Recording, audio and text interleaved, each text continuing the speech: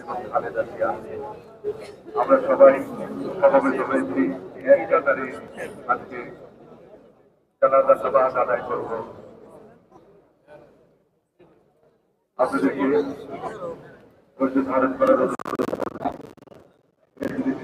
অনেক সমাধান ব্যক্তি বর্গ এখানে উপস্থিত হয়েছেন।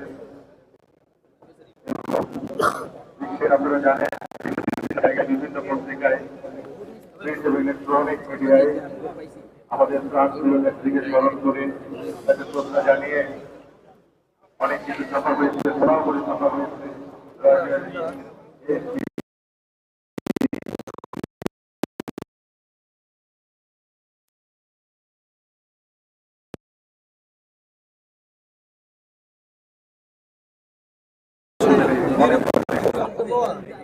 আপনাদের ধৈর্য ধারণ করার জন্য ধন্যবাদ জানাচ্ছি। আমরা প্রতীক্ষা করে আছি আমাদের মহান নেত্রীর জন্য। আমরা সবাই এক কাতারে দাঁড়িয়ে মহান আল্লাহর দরবারে মাগফিরাত কামনা করি।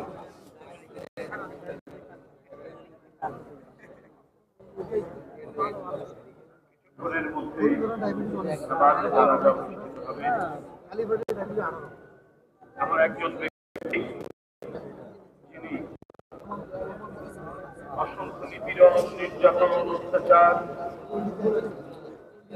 নানা হিংসা সমস্ত সহ্য করে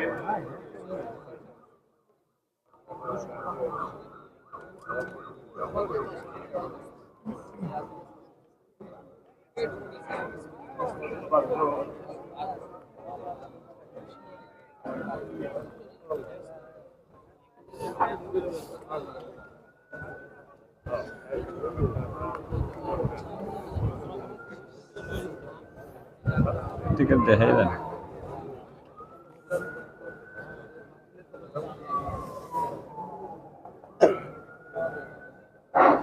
হারানো গণতন্ত্র ফিরিয়ে আনার লড়াই করেছে, আপসহীন ভাবে লড়াই করেছে।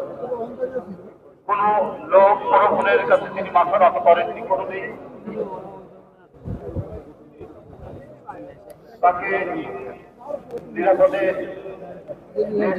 জন্য বলা হয়েছিল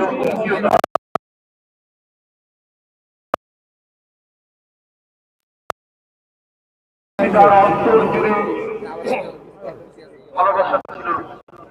সেই ভালোবাসাকে উপেক্ষা করে জনগণের নেত্রী তিনি দেশ ছেড়ে যান, হুমকির মুখেও যান। আজ তিনি পৃথিবী ছেড়ে চলে গেলেন, কিন্তু মনে হলো